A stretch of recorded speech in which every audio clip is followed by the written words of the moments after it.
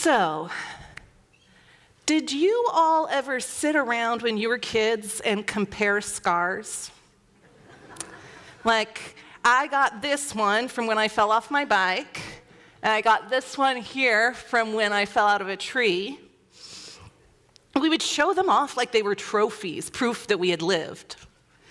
But as we get older, scars sort of stopped being something that we compared with one another, and they became something we hid. Now, I have my own experiences with hiding scars. So I have an autoimmune disorder called psoriatic arthritis. And the psoriasis, which is a skin condition, began in my 20s before the arthritis had developed. And my embarrassment about having a visible difference with my body left me feeling marked. Working with children, they would ask me about it. And I got pretty good at coming up with simple explanations that could work.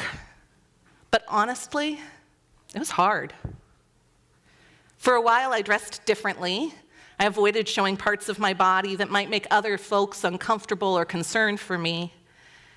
And even now, with immunosuppressing medication that helps tremendously, I still have scars and scales that accompany waxing and waning levels of discomfort. But no matter how we show or hide them, our scars tell our stories. Some are visible, like the ones we got as kids, falling off bikes and climbing trees. And some are more hidden, covered up with makeup, bangs, and beards, or clothes. And some are invisible. They're the kind we don't talk about, the kind that don't show up on our skin, but they shape us just the same. A scar means that something happened. A scar means that there was a wound, but now it's closed. But what about the wounds that haven't healed yet? What about the pain that still lingers for us? What about the man sitting at the pool of Bethsaida for 38 years? What happens when healing feels like something that happens for other people, but not for you? So here we have it. We have a man sitting at a pool, and he has been sitting there for 38 years. 38 years of hoping, 38 years of disappointment, 38 years of watching other people get well, get their miracle, while he stays stuck.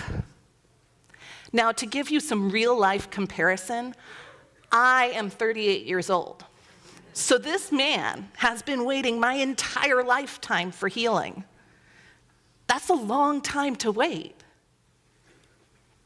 And then here comes Jesus, walking right in the place where people wait for miracles, looking straight at the man and saying to him, "Do you want to be well?" Well, do you? Because healing isn't just about fixing something that's broken. Healing means we leave behind the life we've built around our pain. Healing means stepping into something unfamiliar. Healing means learning how to live as a whole person when you've gotten so used to being broken. Healing means being willing to imagine that you just might get what you hope for. And when we hope, we can be disappointed. So some pain is obvious, but some pain is harder to see. Some pain lives under the surface in the memories we don't talk about, in the betrayals we pretend didn't affect us, in the loss that lingers so much longer than we expect it to. Now, some pain becomes a part of our identity, not because we want it to, but because we don't know how to live without it. It's been with us for so long. And let's be honest, healing is complicated.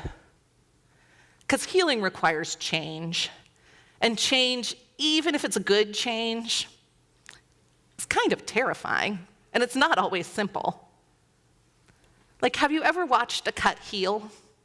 I accidentally scraped myself when I was grating cheese the other day, and so I got to see this up close and personal, although it's healed now. So at first, it's raw and painful. It's exposed. But then something amazing happens. New tissue forms, blood vessels grow, and the body starts weaving itself back together. This process is called granulation. The body clears debris, and then new tissue forms over it. And the body, it doesn't erase what happens. The scar remains even after the new tissue is healed. But the body also doesn't stay broken forever. And grace works in a very similar way. Jesus asks the man, "Do you want to be well?"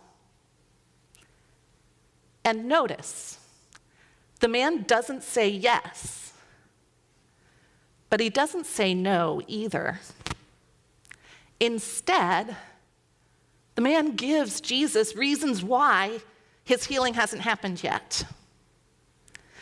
No one helps me. Someone always gets there first. This is just the way things are. The man, in his response, is attempting to justify his lack of healing. This question from Jesus triggers a sort of defensive stance. And I understand that stance. We feel the judgment of not being healed yet, that we haven't tried hard enough or tried the right thing yet. Because when you've been stuck as long as this man has, for 38 years, you start to lose hope. And you might even start to believe that stuck is just who you are. And maybe that's you. Maybe you have carried something with you for far too long, so long you can't picture your life without it. Maybe you've gotten used to feeling unworthy. Maybe you've built a life around disappointment. Maybe you can't even remember the last time you were pain-free. Maybe you assume that grace is for other people, but not for you. Even in acknowledging my own human frailty, my tendency is to act as though it's not actually part of my identity. Somehow, I've managed to not have that be true.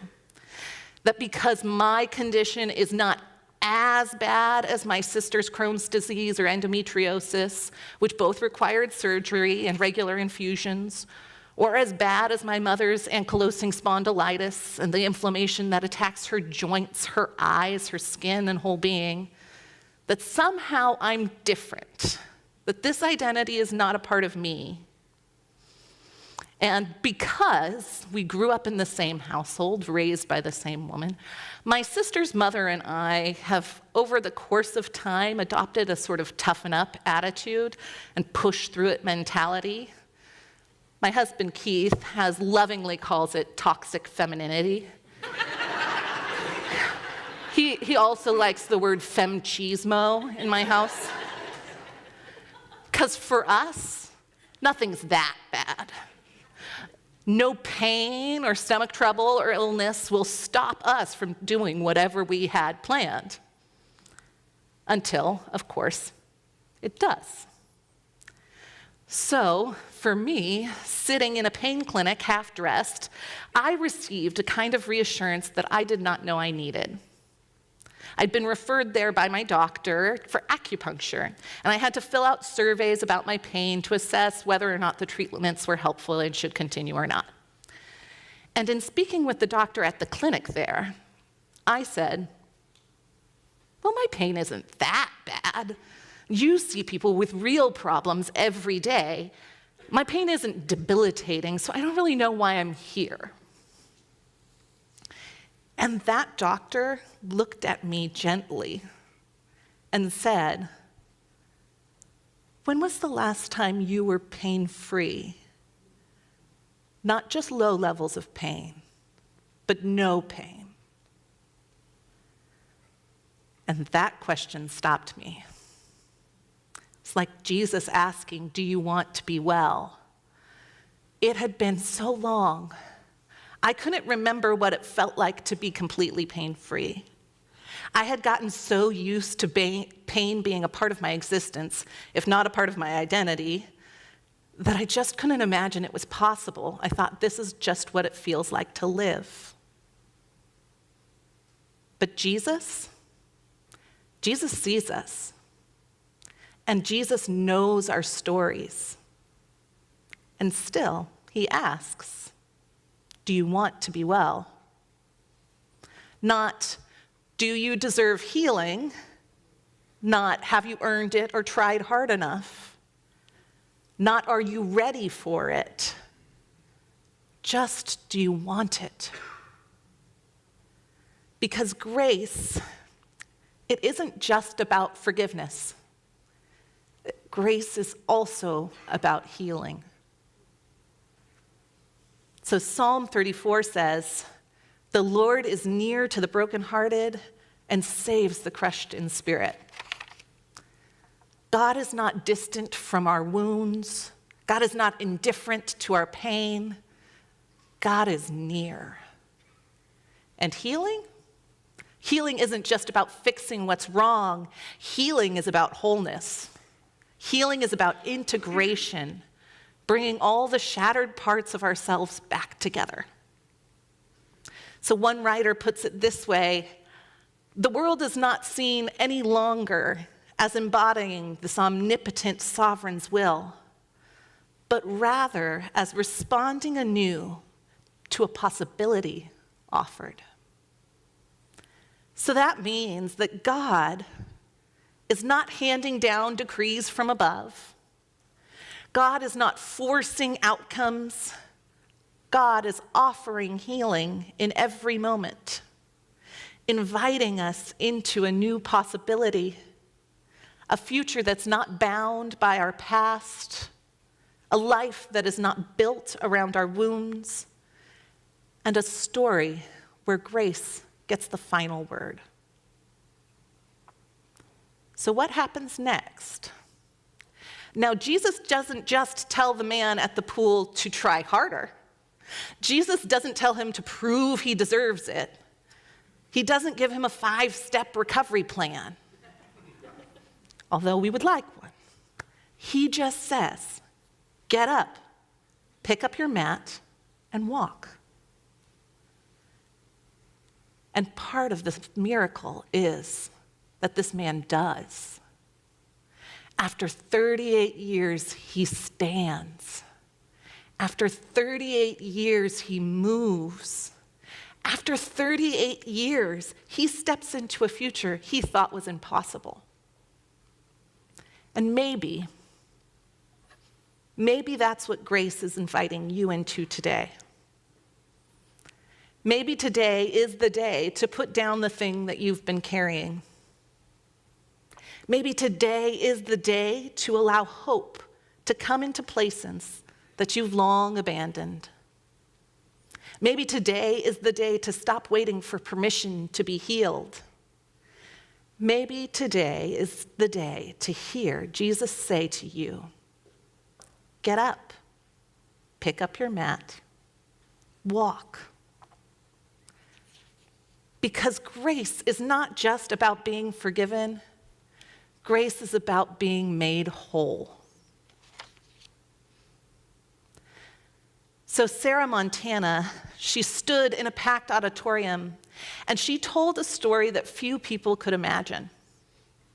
Her mother and younger brother were murdered by a teenage neighbor, and she thought she'd forgiven him. But years later, the pain and anger were still there. She felt bitter. She felt consumed by rage. She felt stuck in this moment of loss.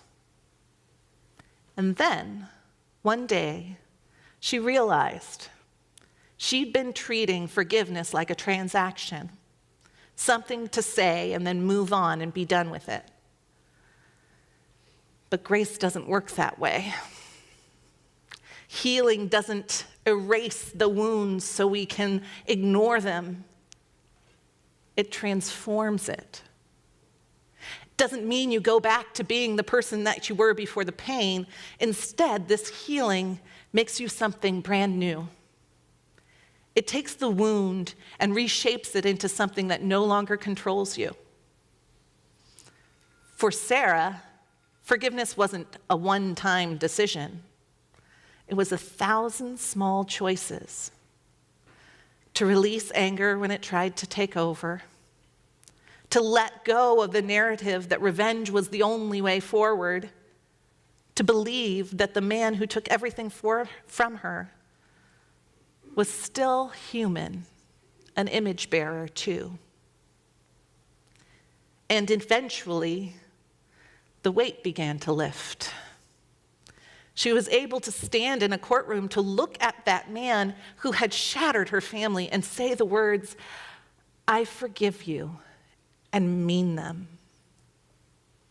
Not because he deserved it, not because it made everything okay, but because she refused to let these actions define the rest of her life.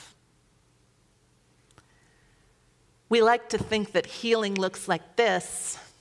The pain stops, the disease disappears, the relationship is restored. But what about when it doesn't? What about when the thing we've been praying for doesn't change? And here's a hard truth.